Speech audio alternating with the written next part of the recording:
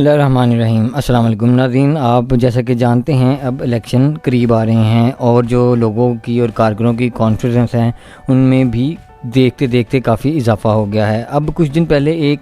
نئی طرح کی کانفرنس دیکھنے کو ملی، کیونکہ آپ جانتے ہیں کہ پہلے دیکھا گیا کہ پی ٹی آئی کے کارکن اکثر ٹی وی پر کانفرنس کرتے نظر آئے جو کہ پی ٹی آئی میں اپنی علیحدگی کا اعلان کرتے تھے اور دوسری کسی پارٹی میں استحکام پارٹی جو پرویز خٹک صاحب اور جہانگیر ترین علیم خان جس میں شامل تھے اس میں شمولیت کا یا پھر بالکل ہی سیاست سے علیحدگی کا اعلان کرتے تھے اور پی ٹی آئی کو خیر آباد کہہ دیتے تھے۔ لیکن پھر ہم نے دیکھا کہ ایک ایسی شخصیت نے پی ٹی آئی میں شمولیت کا اعلان کیا جس کا کوئی اندازہ ہی نہیں کر سکتا تھا۔ وہ تھے جماعت اسلامی ہیں ان سے تعلق رکھنے والی ایک شخصیت جناب داؤد خٹک صاحب۔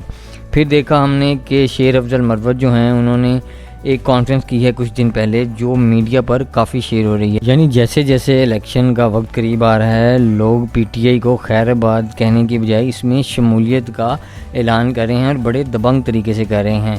شیر افضل مروت صاحب نے بھی کہا ہے کہ میں بھی الیکشن لڑنے کو تیار ہوں، اور انہوں نے ایک اور مزید کانفرنس کی ہے جو کہ ایک اے آر وائی کے کافی مشہور اور ایک دبنگ رپورٹر ہیں جناب عبدالقادر صاحب، انہوں نے بھی یہ کانفرنس شیئر کی ہے۔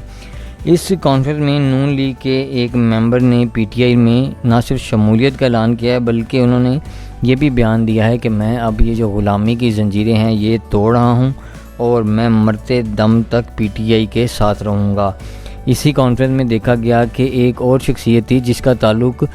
سیاست سے نہیں تھا لیکن پھر بھی اس نے پی ٹی آئی سے اپنی محبت کا اظہار ایسے کیا کہ میں اپنے خرچے پر خیبر پختونخوا کے ہر گھر میں جاؤں گا اور ان سے درخواست کروں گا کہ وہ پی ٹی آئی کا ساتھ دیں، کیونکہ یہ ہمارا حق ہی نہیں فرض بھی ہے کہ ہم اپنے ملک میں وہ قانون اور وہ لیڈر لے کے آئیں جو حق اور سچ کی بات کرے۔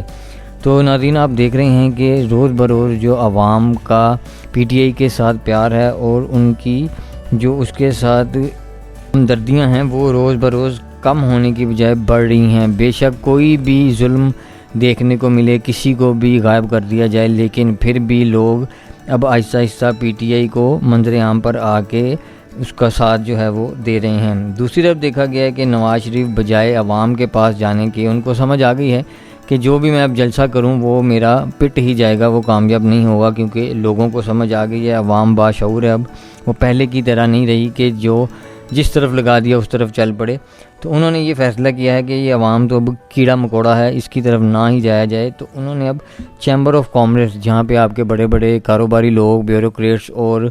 مشہور شخصیات جو ہیں وہ بیٹھتی ہیں جا کے وہاں پر جانا شروع کر دیا ہے، اور وہ بھی بغیر بتائے۔ دیکھا گیا ہے کہ وہ اچانک وہاں پر جاتے ہیں اور وہاں اپنی تقریر جھاڑنا شروع کر دیتے ہیں کہ یہ ہم نے تو پہلے ہی استعفیٰ شہباز شریف دینے کو تیار تھے، لیکن پھر ہم نے ڈٹ کے لڑنے کا فیصلہ کر لیا ہے، کیونکہ ہمیں اس طرح نظر انداز کیا گیا اور ہمیں ایسے ثابت کروایا گیا کہ ہم حکومت نہیں چلا سکتے، اس وجہ سے ہم دوبارہ ڈٹ گئے اور 16 مہینے حکومت کی۔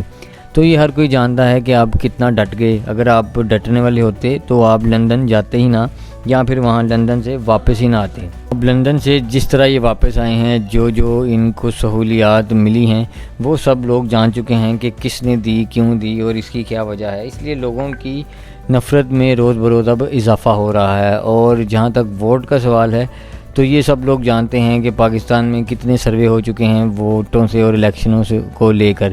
تو اس میں جتنی بھی عوام ہے اس میں سے تقریباً 80% سے زیادہ لوگوں نے پی ٹی آئی کو ووٹ دینے کا اعلان کیا ہے یا بتایا ہے۔ یہ سب یہ تسلیم کرنے کو تیار نہیں کہ نون لیگ کی سیاست جو ہے وہ ختم ہو چکی ہے، اور پھر بھی وہ زبردستی الیکشنوں میں آ کر ایک دفعہ پھر ہار جو ہے وہ دیکھنا چاہتے ہیں۔ تو امید ہے کہ جلد ان کو یہ سمجھ آ جائے گی کہ ان کی جماعت کافی دیر سے ختم ہو چکی ہے اور ان کو سیاست سے اب خیر آباد کہہ کے آرام سے واپس لندن چلے جانا چاہیے اور اپنی باقی زندگی وہاں سکون سے گزارنی چاہیے۔ امید ہے اب ہمارے الیکشنوں میں جو بھی لیڈر آئے گا وہ ان کی طرح نہیں ہوگا اور عوام کا خیر خواہ ہوگا۔ آپ سب سے بھی التجا ہے کہ دعا کریں کہ جلد از جلد الیکشن ہوں اور انشاءاللہ ایسا لیڈر آئے جو پاکستان کے حق میں بہتر ہو۔ آمین۔